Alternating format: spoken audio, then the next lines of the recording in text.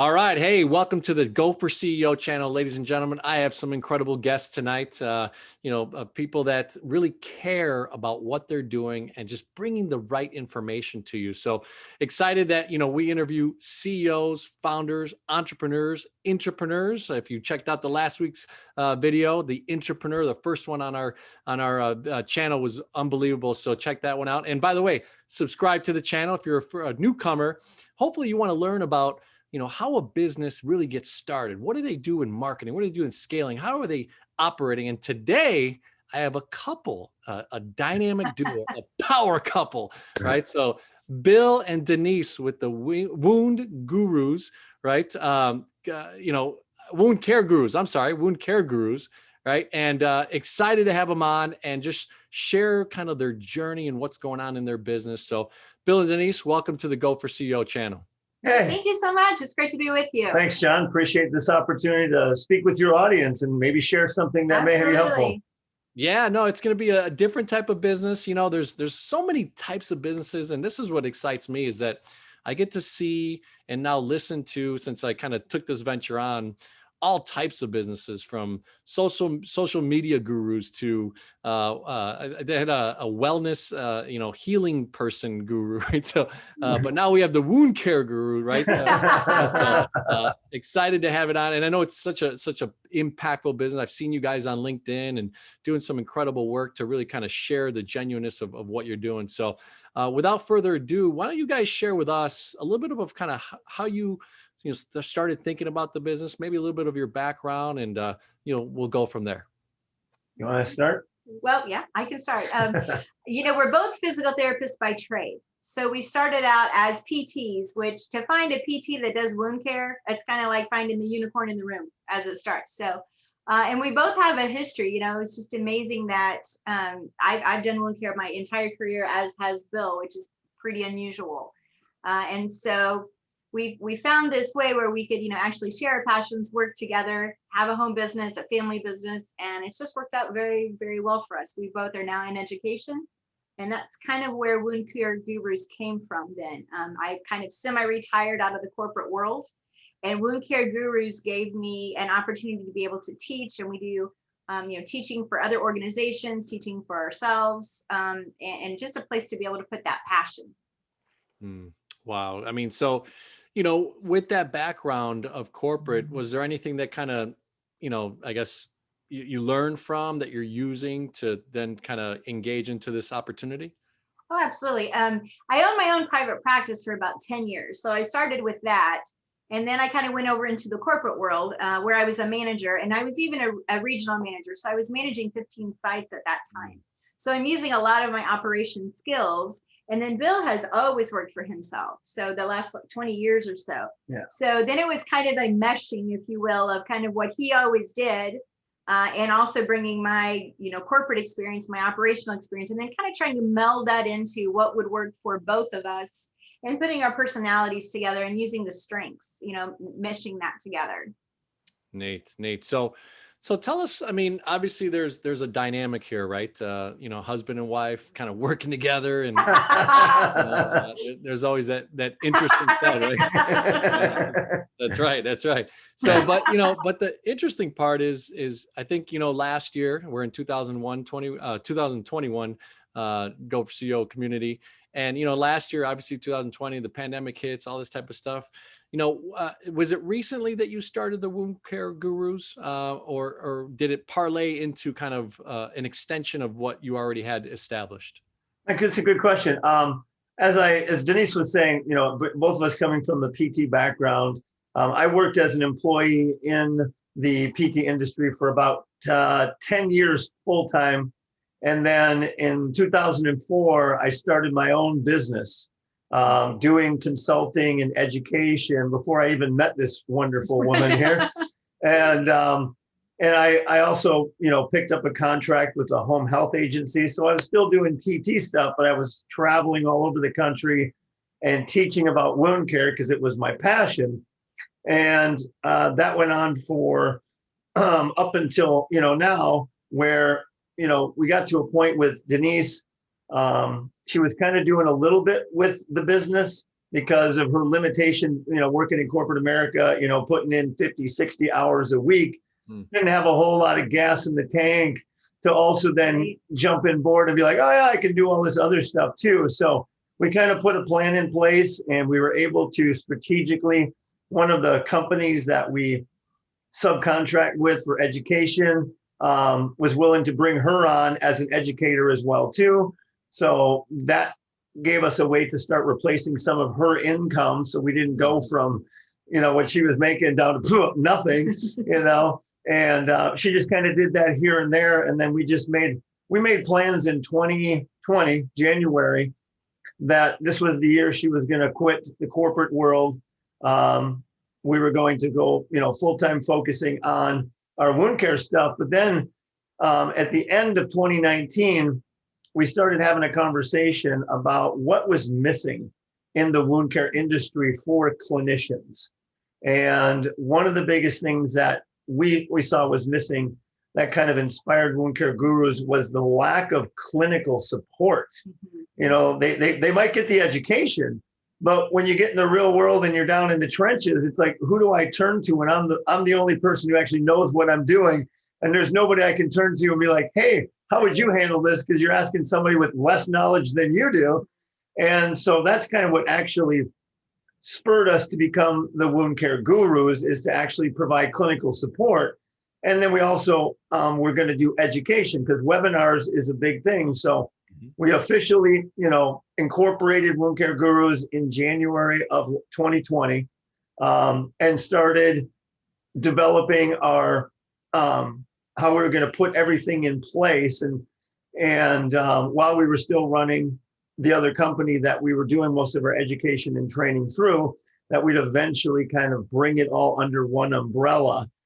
And so that's kind of where it started. And we just recently and officially launched our website back in November of last year. So it took us about almost 11 months working with it. It took us a while to find the right company that could build the platform and the site that we wanted, as well as, pricing things out too. We didn't want to go, yes, COVID took a huge hit on our teaching business, because nobody was going to live training courses, during the COVID thing. And you can only do so much online, especially when your courses are 4 days long. It's easy to do a 1 and a 2 hour webinar, and just sit there. And that's easy. But can you imagine sitting behind your computer for 7 hours a day for 4 days straight? That's got to be taxing for anybody to keep their attention. And obviously, when you're doing it online via virtual, you can teach more people with less courses. When you're doing live courses, you got to send people all over. So we had a lot more volume of classes doing live ones than we do virtually. So, so we really kind of, when COVID kind of really took us down in our volume, it gave us more time to really focus on the Wound Care Gurus thing and get that rolling, so we could really, kick it off hard at the end of the year. And that's what we did. Our first webinar came out. We did a live webinar in December, and then we learned from that. And we're working with a company that's kind of handling all the IT, because we are not techies. Okay. We're fantastic clinicians. But not, give me any wound, I can heal it. Give me a scalpel, but not a modem. Yeah. Right? Tell me how to write a code, and I'm going to be like a zip code, an area code that I can handle. That's right. So we really kind of kicked that off. So we've kind of we just did our second webinar yesterday. And the website is growing. We're getting more and more volume. We've been doing Facebook Live interviews since May of last year. It was just a way to get our name out there, get content out, and start getting a following through our social media pages. And so our hope is, now we got the webinar platform in place. So now the next step is that clinical support hotline that we're hoping to roll out by the end of first quarter. So clinicians will be able to pick up it'll be like a subscription-based option where they pay a nominal fee every month, but they'll have access to, obviously, my wife and myself, and then we're putting together an entire board of advisors that will be doctors, nurses, other therapists, especially with areas of specialty, so that these people will also be helping us answer their questions and their clinical issues. So they'll have an entire, advisory board that they're paying to get access to when they need answers. So kind of like a phone a friend, right? Sure. Phone a friend with specialty training. Neat. So, what I'm hearing is really, you guys really had this background, this PT background, right? Denise, you were corporate, but then trying to find a transitional period, right? That you guys want to really kind of go all in into your own deal. Last year you made the decision, you incorporate, you get all these things kind of, structured, right? So community, go for CEO, you've got to get yourself assessed, right? Then you organize. But I'm also hearing, so the model traditionally is that, you probably have the customers come to you, but you guys are going to the clinicians, right? And teaching them that. So how does that B2B side of things, and what's some of the structure that you've put together to kind of start to understand where the cash flow is going to come in, how the revenues are coming in, what you're teaching them? Is it through the top of the house or individually they're subscribing? How does that work? Let me take that. Okay. We start with the webinars, which is generally, those are all curtailed and directed towards individual clinicians. Okay. Because the upper management people who have no clinical background have no desire to, how do I remove dead tissue out of a wound, or how do I treat an infected wound? They don't care about that. That's for the clinicians. Now, what we are looking at with the clinical support is to have two different kind of tiers. There'll be a B2C, business to clinician, where an individual can have access to that clinical support. Just because maybe they're a lone ranger out there and their company isn't interested necessarily in B2B, and they're willing to take the expense on their own because they want the assistance.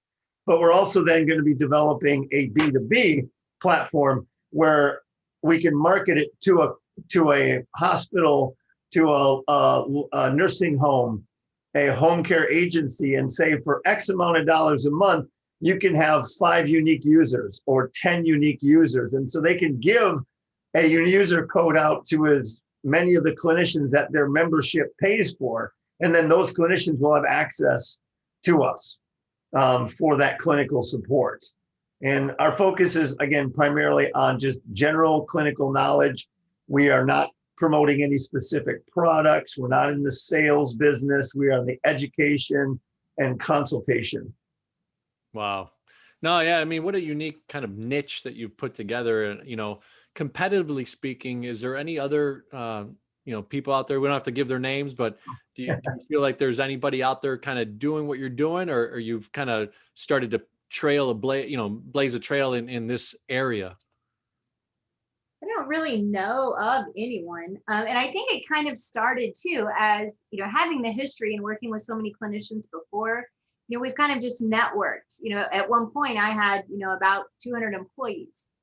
Bill has been in the field for a long time as well. Whenever you've been around 20, 30 years, you make a lot of contacts. Mm-hmm. And so it's just kind of developed almost organically, where the people where we have advised them before, they trust us. We're kind of trusted advisors. And this gives it a platform where, hey, I can pick up the phone and call you, get what I need. And, I can also tell my friend down the street, or I can tell this, we've got this new employee and we really need, somebody for them to be able to reach out to. And so it's just kind of developed organically, to be honest. And I will add to that too, what she said. I mean, one of the companies that we worked with in the past, they had for their any students or clinicians that went through their training, they had their own little private support hotline for their alumni. And what happened is changes in the company, changes in ownership, and that hotline just kind of went away. And so we're like, okay, there's all these people that Denise and I have been involved in training, a number of them, because we're one of the teachers and instructors for that course. Now they have nobody to go to. And, just in talking with clinicians when I'm out on the road teaching classes, and you're talking to these people and they're like, they would always be concerns about, I don't have anybody to talk to. I don't know who to reach out to. I'm so glad I'm here at this course. So at least now I know something, because I've had nobody, but what I read from that is, okay, now you're going back and you're the only one who knows something. So where do they go from there when they don't have all the answers? Because even we don't. I mean, I've been doing this for 25 plus years, and Denise as well too. And we don't still have all the answers, but we've learned a lot, and we're going to be associating and partnering with a number of different other experts in the industry. And so that's kind of it morphed from there. I mean, there is one organization I know that offers a kind of a similar thing, but they don't, you never see them out there. I don't see them. They don't have a Facebook. They don't have a social media presence. They have a website, and I've been to it, and it's, I'll have to be honest with you, since last year, it's been pretty much quiet crickets. So I haven't been seeing anything posting from them, getting any emails, from them. So I don't know what they've done with their business model, if it just kind of dried up and they're just really not actively pursuing it like we are going forward. So we saw a niche, there was a huge void, and we decided, let's fill it. We can do this. And recognizing as well, the clinician, as we say, in the trenches, those that are working with patients, those that are doing the care, they don't have time to research. Like they are hands-on, and it is one patient after the other, and at the end of the day, they're exhausted. They've put in, you think about what COVID has done to our healthcare workers, 40, 50, 60 hours, double shifts, this, that, every weekend. They don't have time to sit on a computer, research, figure out the best this, the best that, this evidence-based study. They're not going to do the meta-analysis on 15 studies to find out what the best things are. And so this way they've got a resource, that where we can provide that, and we can take the time to do the research and give them the resources and then the evidence and the studies behind it, so that they can know this is good science. Because you have clinicians of all levels, you have therapists, you have nurses, you have physicians, and they also need to know what's the science, what's the evidence, what's going to be legally defensible for me, just in case this would get into litigation. And so, you have that, again, the evidence and the science behind it. Wow. My brain already kind of starts working like, all right, is it a computer screen that you have at these clinicians' office, and then they click on a button and you come up, and now you start viewing right through a camera, maybe the possible clients, I don't know, the HIPAA laws and everything, but, sure. But interesting. No, what an intriguing, and it's so cool, because you're taking what you've been passionate about and what you've been able to do throughout your life and create a business out of it, right? You're going for CEO and creating something out of it. So tell us a little bit about, so you touched a little bit about, starting to do webinars. You just did your second one. I think it was said yesterday. I've seen you on LinkedIn. What are some of the marketing efforts and the dollars that you're having to spend to really put the name out there? Or, as you said, is it truly, kind of that pure organic, bootstrap type of stuff? It's a combination of both. I mean, before we had the website available and a platform to be able to host the webinars and then have them available on demand for people who couldn't watch them live, they could go back in. We're starting to build every time we do one, it gets recorded, it gets put onto the library, and people can go back in and purchase the webinar anytime. They're always on demand. For I think we're selling right now for $10. They can come back in, click, and watch it again. A lot of our webinars, when we launch them, we've been doing them for free, just to build up our, in our industry, it's all about the list. How many contacts do we have that we can send emails to and whatever to get them to want to click onto the next webinar? And so we've been using it to build the list. And like I said, we started back in May when we had nothing but our Facebook page and LinkedIn and Instagram. And we started doing, I'm like, okay, we got to put some content out. We've got to start getting followers. And so what we've been doing is we started doing just Facebook Live interviews, kind of similar to what we're doing here, but we would invite on clinicians, and then we would talk about a specific topic that was an area that they were an expert in, or we would bring in product companies, and they could talk and educate clinicians about why their product would be a good option, how to use it, when to use it, what's its purpose. And we just started growing an organic following on Facebook to our wound care gurus. I think we're nearly at 1,400 followers just from doing those things. And then once we started with the webinars and working with this company that we're working with called Mainstage Media, they're out of Nevada. but they also then helped us take advantage of, using more tech, things like HubSpot, MailChimp. And then they would send out blasting emails. And then anytime somebody clicked on it and registered, it would collect their data and it would just keep building onto the list. Matter of fact, just before we got online with you, I got a text from the owner at a company where, they're a really great group to work with. They've been really awesome. And he told me, he said, just in the last 48 hours, you've had 2,000 unique users come to your website. Wow. And so I'm just like, sweet, I go, that must be good, right? Because I don't know anything if that's a good number or not. Good, good. But I'll take it. It's a thumbs I'm like, up. that sounds really good to me. And he's like, yeah, no, that's really good. And it hopes to keep getting better and better. But yeah, obviously we have spent money on Facebook advertising. And they've been kind of handling all that. I just write the checks.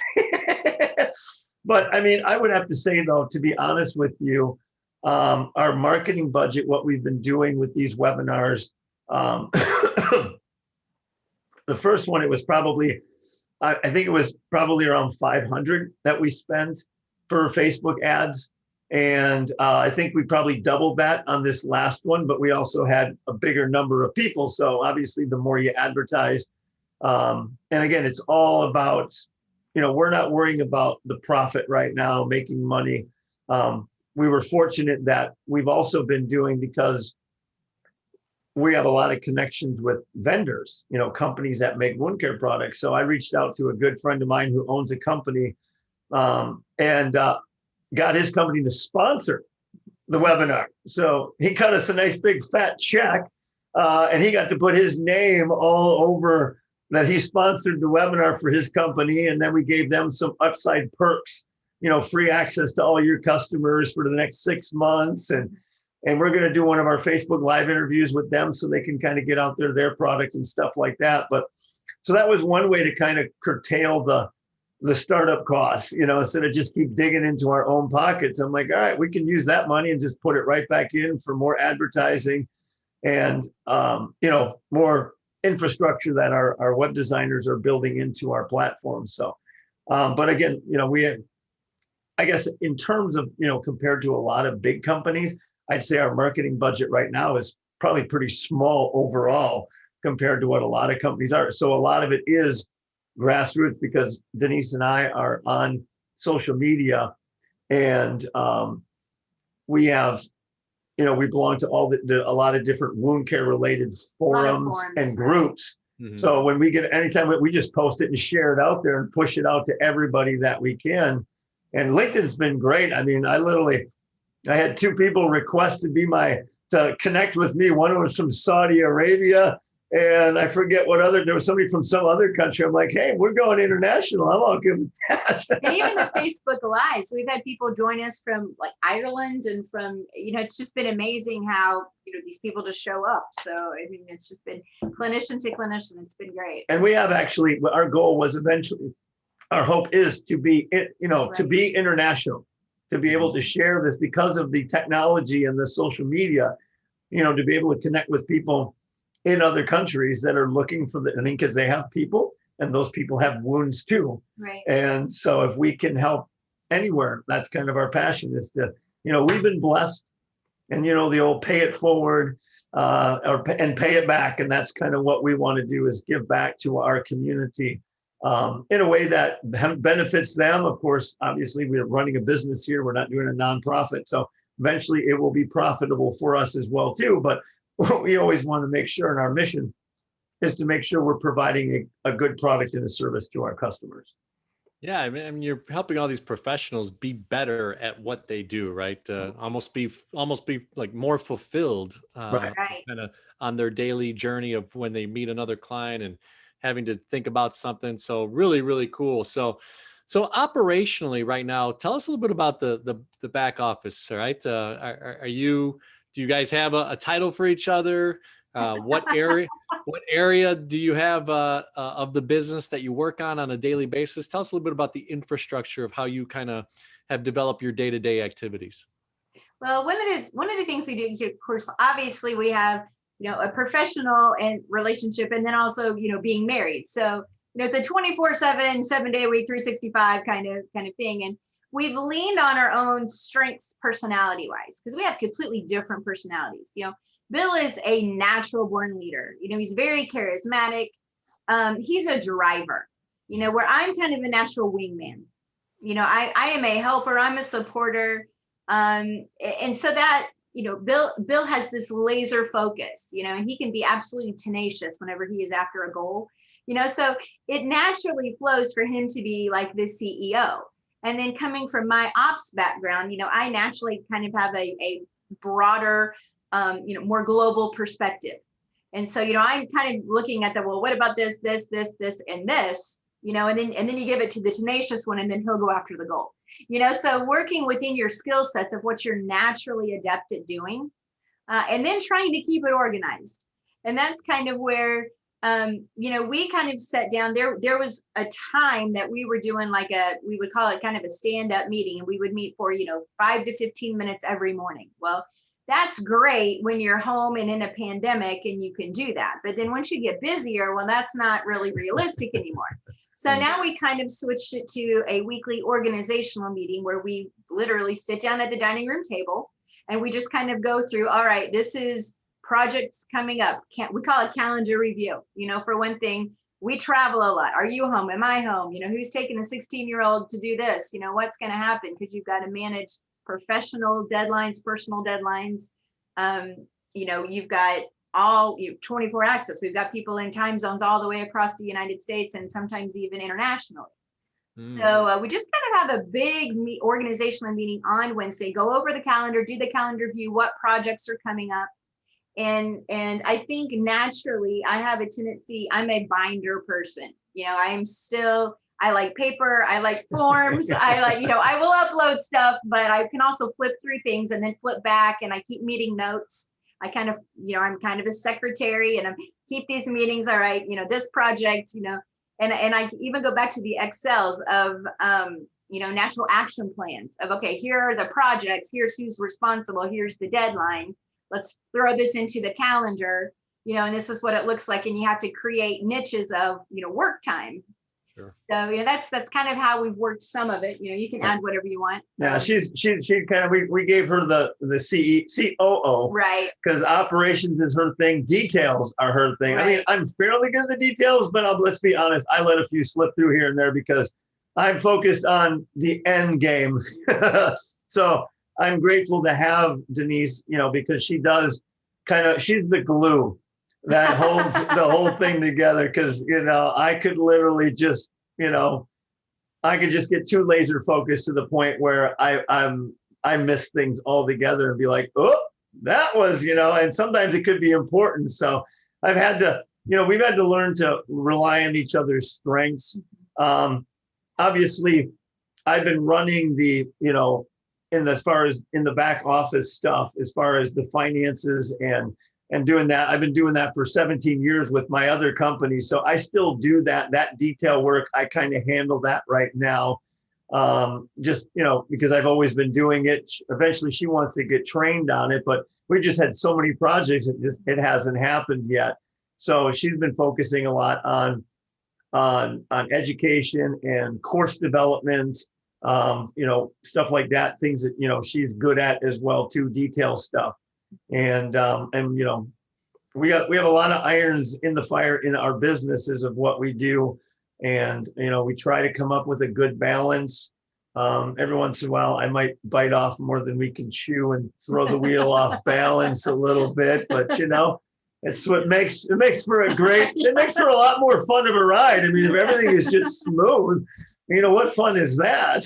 Sure, for sure. And it's funny, I can remember, and being from ops, I'm accustomed to looking at spreadsheets and this and that and number crunching. And I would be like, okay, I can't handle not knowing what's happening financially. So then we kind of had to work that. And it's like, okay, once a month, you got to bring this to me so that I know that we're solvent here. We're in the black.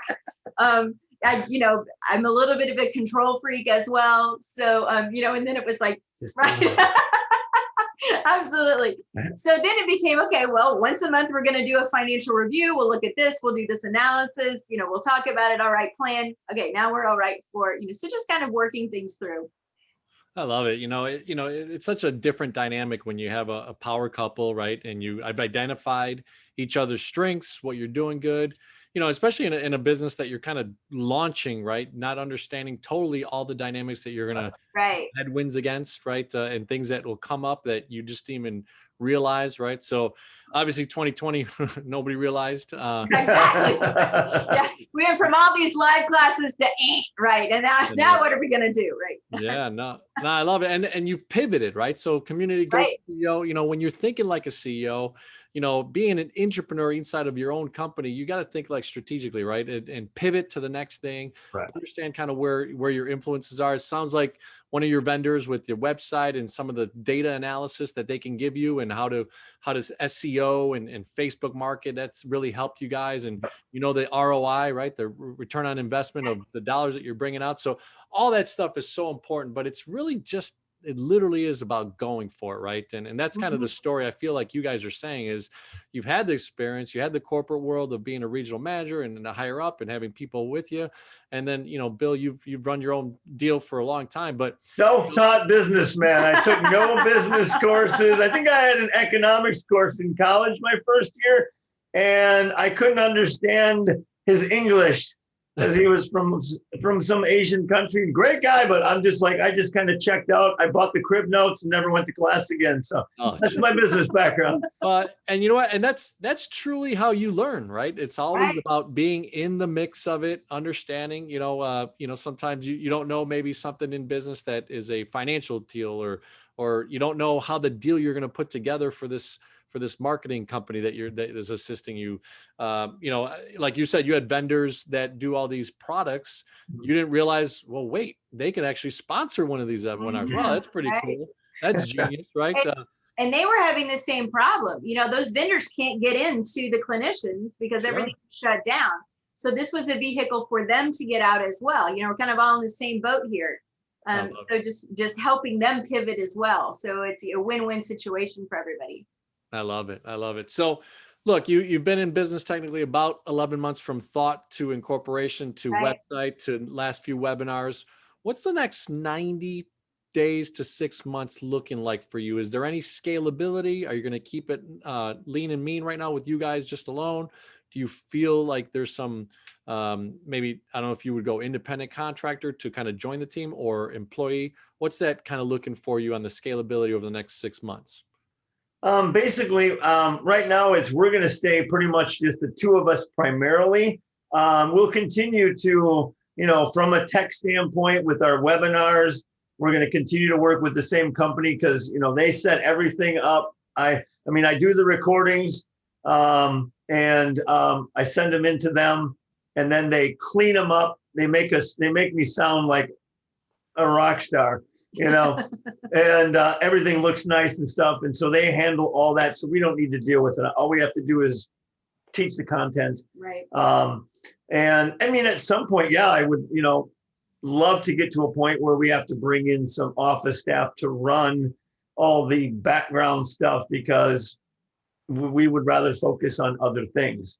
But right now we're not at that volume. So we're going to continue to turn out webinars. Like I said, I'm excited because, again, my primary focus of Wound Care Gurus in the first place, I thought, was the clinical support hotline, the subscription-based business. Mm-hmm. Everybody's going to subscription-based businesses. That's a huge thing to create, because webinars, you don't have any steady income.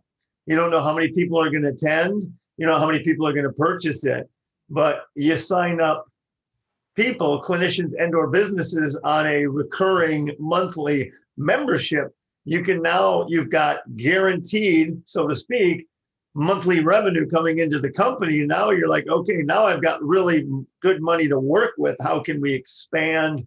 What can we do? What can we pay someone else to do so we don't have to do it and we can focus on what our passion really is? Because my passion is not to sit in entering bills into QuickBooks and I mean, I've been doing it for years, but for a while there, I mean, with my previous company, when I first had it before Denise was in there, I had hired my kids to do all my data entry. And actually, when we got together in the early stages, I actually had one of her daughters working for me for a couple of years, just doing all that boring data entry that has to be done. And it just freed me up from it. But they're all grown and married. So, and I mean, as much as I love our 16-year-old, I don't know that that's really his gift. Yeah. To turn that part of my business over to. So he's a brilliant kid, but I just don't know that this would be a strength for him. So. Sure. Well, and you take that notion, right? As an entrepreneur, I think I've said it almost on every video. I'm a big Robert Kiyosaki fan, right? And sure, I love right, Robert. yeah, absolutely. Right? Being an employee is a different mindset. Being an entrepreneur or independent contractor is a different mindset. But then switching over to business owner and investor, right? The quadrants of it is pretty interesting. So you're kind of in that journey, right? You've kind of been, and ultimately to get to that business owner, you're going to have to scale. You're going to have to bring on that $15 an hour, $20 an hour person, so you can go out and make $200 an hour, right? Exactly.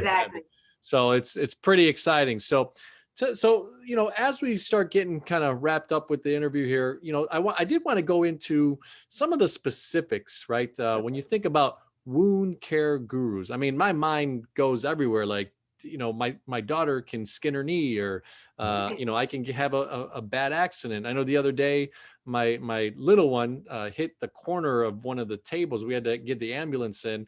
She had kind of a dot. We thought it might have slid it, but we didn't know what to do. And they're kind of like, just put ice on it. Right. They're paramedics. I mean, so they were good, but they at least gave us enough information not to have to go to the emergency room. Right. So tell us a little bit about what you're literally teaching people about caring for wounds. And we'll kind of then go into the last part of the interview. Go ahead, take this. You got it. All right. Well, we start with, there's an entire industry around chronic wounds that are very, very difficult to heal. So I mean, yes, you talk about wounds that are acute, emergent, we go to the emergency room, things like that. But there's a whole population, millions and millions of people out there who have wounds that are not healing. Wow. And so we teach clinicians about that. They're strategically different types of wounds, be it a diabetic wound, a venous wound. I'm a lymphedema therapist as well. So that's a whole other, lymphedema, venous wounds can turn into lymphedema. People really don't realize that. They don't know how to care for themselves. They don't always know where to go to get care. And even the clinicians, some of them don't have time to get all of the education, right? And, in addition to that, you can have clinicians where, okay, I have done this education now I'm good for a few years. But if I'm not continually chasing that, there's new products, there's new developments all the time. And so it's really hard to stay on the cutting edge of medicine if you're not doing the research as well. So that is a part of it. And then there's a whole legal side to it as well, where if you're not staying up to date with the standards of care, you can very quickly be, what we call breach of duty, where we're not doing the cutting edge. Maybe what we're doing clinically is now no longer the standard of care. So we're providing not the greatest care, and we can even be at risk legally. So there's that whole situation there. I don't know if you're thinking different thoughts than I am. No, I mean, like I said, the focus that we do is, obviously acute wounds, or, what you might know as like a surgical incision or a traumatic wound, like your kids, those are quick and easy to heal. They don't really require a whole ton of intervention. But we focus a lot in the chronic wound industry, like she mentioned, diabetic ulcers that people with chronic diabetes get, and because they have no feeling in their feet and they walk around all day with a nail in the bottom of the foot that they couldn't even know was in there. Wow. Bed sores, people that are, as get older, they're immobile and they lay around in their bed or in their chair for too long a period of time, and the tissue just becomes ischemic. There's no oxygen, no blood in it, so it dies, and you end up with these. We're talking wounds that are big as the size of your head. Right. And so those are the ones that were, because again, it's not like an acute or a surgical wound where we know what caused it, that it's an external issue. These are internal failures, like somebody like my wife mentioned with venous disease. where your veins are failing, you're getting edema in your legs because your body can't return the blood the way it's supposed to. And that leads to a breakdown internally of the tissues and the cells, and then it erupts into a wound. And now the wound is caused by an underlying disease process that, one, if you don't correct it, the wound will never heal. So it's not a matter of, oh, just throw a dressing on it, it'll go away in a couple of days. No, these wounds can take literally months to years to heal them. Wow. In addition to that too, one of our biggest classes that we do live is a sharp debridement class. And so that's actually teaching clinicians, and that one you don't want to do virtually, right? You don't want to go to the clinician that learned to use the scalpel online. That is not the clinician you want. So, we really pride ourselves in that because, we do not only the didactic training, but we do a competency checkup where we are watching the clinicians use those tools. We are teaching them how to do it, teaching them how to do it safely. So the minute they leave our class, tomorrow, they're working with that patient and they're able to use the scalpels, the curettes, because we're cutting tissue. So you really need to know what you're doing when you do that. If not, it can be very dangerous for the patients. Definitely. I was just thinking, one of the things, having run into, I think what would be a client that had that, I'm in the financial world, and I saw her legs like just be very thick and kind of black and blue, and right, so she was diabetic, and would tell me. So that's exactly what you guys do is right.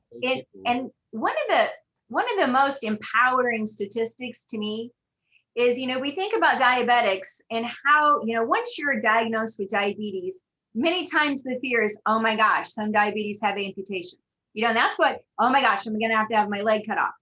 And in fact, 85% of amputations could be prevented.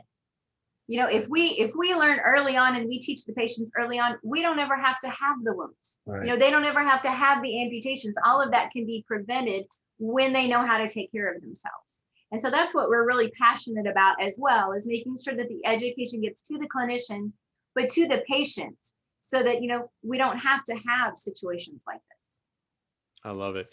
You really, again, foundationally, you've set up a business that really has an enormous need, but you've gone right to the source that's taking care of the needs, right? So it's really an interesting business model, interesting thought of like, hey, how can I create this atmosphere of business out of something that you like to do, you're passionate about?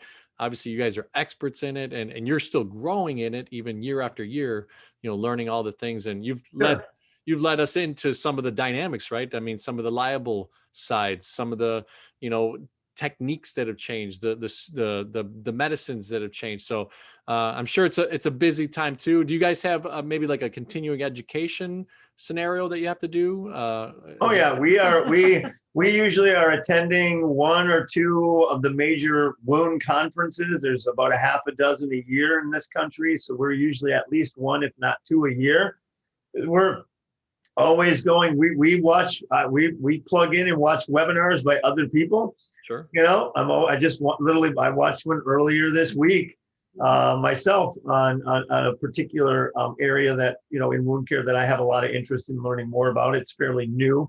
So it's a constant. We've got there's a stack of journals. We got a stack of journals over there. We get about 3 different wound care journals that we skim through, looking for articles of interest and that we would find helpful.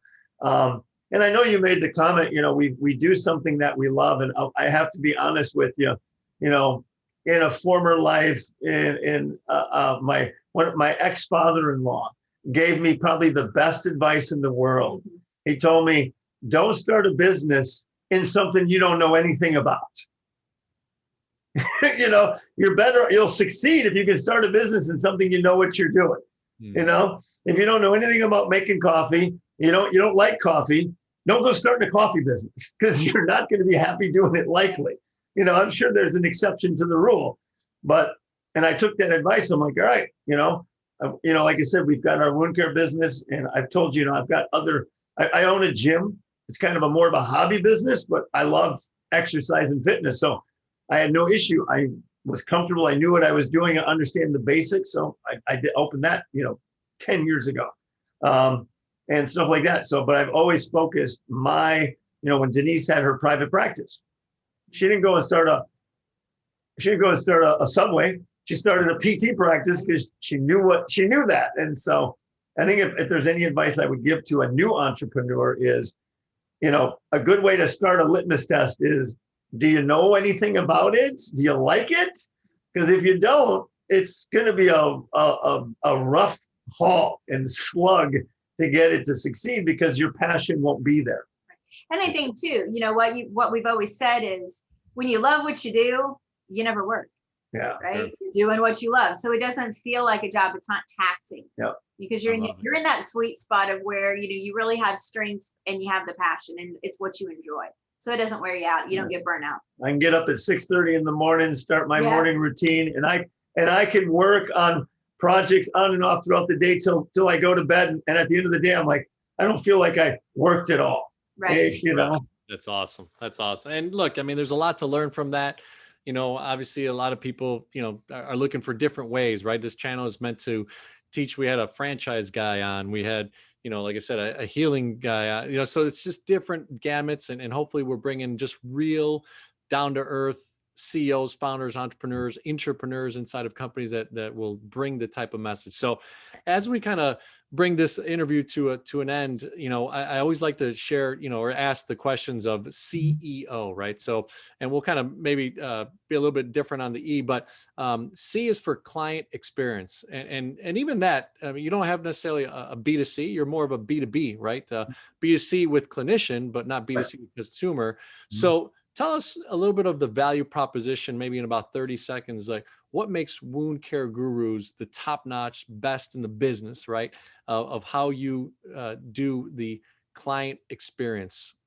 Go ahead. Basically what we feel that our 50 plus years of expertise in our industry makes us, and that's why we called it the gurus, because we have spent years and years of study, research, and teaching. We know we're always double checking and researching what we're teaching to make sure anybody who comes to us is getting the best 21st century evidence-based medical practice in the area of wound care.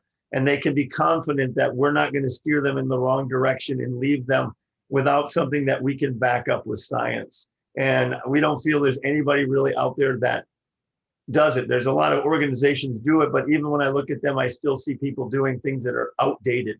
And yet they still tout themselves as they think they're, and I'm like, yeah, you're still outdated. And it doesn't matter. We try to make sure that we bring our clients the most cutting edge and the research to back it.